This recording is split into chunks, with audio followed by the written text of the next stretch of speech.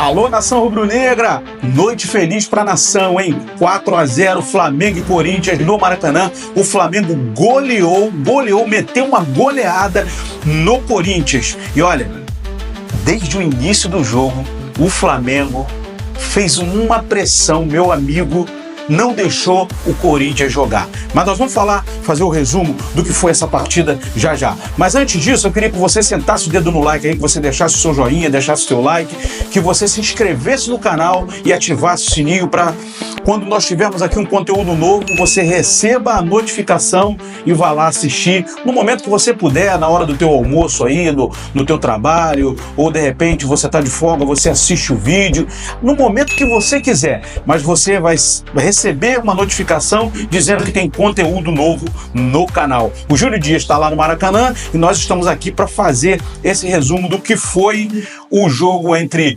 Flamengo e Corinthians. Logo aos 5 minutos do primeiro tempo, o Arrascaeta deu uma bola açucarada pro Cebolinha, que deu um chute de fora da área, meu amigo, um belo chute, fazendo um gol no canto direito do Hugo Neneca. O Hugo Neneca veio aqui para o Maracanã para levar para São Paulo 4 gols na sacola. Meu amigo voltou hoje, né? O Hugo Neneca voltou hoje em pleno Maracanã e vai levando para São Paulo aí, para a nação corintiana, 4 gols na sacola. 4 gols, não tem o que fazer, meu amigo. E ele não teve culpa não, tá?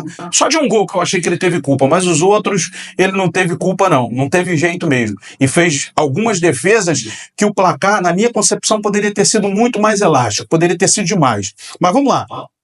Aos 6 minutos, o Pedro meteu uma bola na trave, uma bola cruzada, ele no segundo pau cabeceou e a bola bateu na trave, uma grande oportunidade que o Flamengo teve. Olha, até os 7 minutos de jogo, o Corinthians não tinha passado do meio de campo, meu amigo. A pressão era tanta que o Corinthians não conseguia jogar.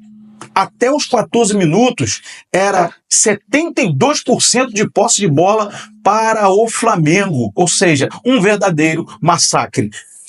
Aos 21, o Corinthians teve uma oportunidade com o Carrilho, que foi uma bola que ele chutou no gol e o nosso goleiro Rossi fez uma grande defesa.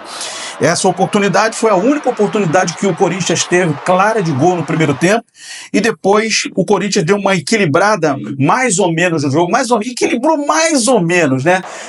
Começou a gostar um pouquinho do jogo, mas aos 25 Pedro também perde uma grande oportunidade. Aos 33, teve o gol do Arrascaeta, cara. O gol do Arrascaeta. O Arrascaeta, ele ultimamente tem feito belos gols, porque ele tem aquela coisa do drible curto, né, cara? Parece que ele tá lento, mas não tá. Ele meteu um gol que só ele, o Arrascaeta, o melhor camisa 10 do Brasil, sabe fazer. E logo aos 37 minutos, o Pedro de canhota, num vacilo, cara, do Hugo Neneca, bom pra nação rubro-negra, bom pro Flamengo, né?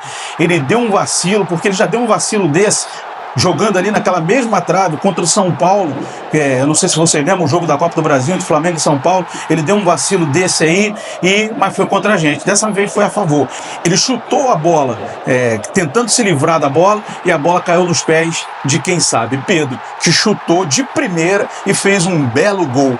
Cara, é bom ressaltar, salientar aqui a pressão que o De La Cruz fez nessa jogada, porque a pressão foi tão grande do De La Cruz que o time do Corinthians ficou sem saída de bola. E no desespero, o Hugo Neneca chutou para frente da área, o Pedro pegou de primeira e fez um lindo gol. E depois o Pedro, aos 44, ainda fez uma linda jogada, cara, bagunçou, merecia até fazer aquele gol. O Gerson ficou pau da vida, porque estava livre. Se o Pedro tivesse tocado para ele, teria sido gol com certeza, né? A gente não pode falar com certeza porque é complicado, mas era certo quase que fazer aquele gol ali. Porém, o Pedro tentou fazer o gol, que seria também um gol de placa. Eu entendo a situação do Pedro ali. Poxa, fiz uma grande jogada, meu irmão, agora na hora de tirar o 10, eu não vou passar essa bola, eu vou tentar fazer o gol. Aos 44 minutos, esse foi o último bom lance do primeiro tempo. No segundo tempo, cara, teve uma situação inusitada, porque o Júlio Dias está lá no Maracanã, ele até falou, poxa, a torcida do Corinthians tá muito pequena, porque geralmente eles costumam encher aquele pedaço ali, né? E aí o ônibus do Corinthians, do Corinthians só chegou no segundo tempo, 40 ônibus, já estava 3-0. Meu amigo, que má sorte, hein? Que má sorte dessa turma aí que chegou atrasada, a torcida do Corinthians, e quando chegou já estava 3-0. E logo aos 2 minutos, o Arrascaeta me mete uma bola na trave, que poderia ter sido o terceiro gol. Essa foi a primeira oportunidade do segundo tempo. Aos 14 minutos, né, uma grande jogada entre os uruguaios, o Nico de la Cruz e Arrascaeta, cara, passaram a bola pro Pedro. O Pedro fez uma assistência pro De La Cruz, mas o De La Cruz chutou e o Hugo Neneca defendeu. Uma grande jogada também, uma bela jogada. E o pênalti, cara, saiu aos 30 minutos, né, que foi o quarto gol do Flamengo. O quarto gol do Flamengo saiu aos 30 minutos do segundo tempo. Um pênalti que o VAR teve que intervir. Eu achei que foi pênalti, meu filho achou que não foi, mas eu, na minha concepção, achei que foi pênalti sim, porque a bola estava muito próxima dele, ele poderia prosseguir na jogada e, cara, qualquer toque, né? O futebol eu sei que é um esporte de contato, mas aquele contato ali não é um contato de jogo, né? Eu não sou a pessoa mais indicada para falar aqui de arbitragem.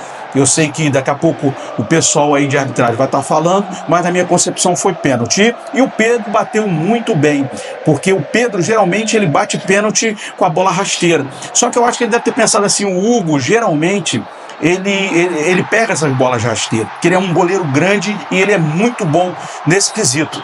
Mas só que o Pedro, cara, foi muito malandro. O Hugo foi até no canto certo, só que o Pedro chutou forte e no alto, e não teve chance para o Hugo pegar, né?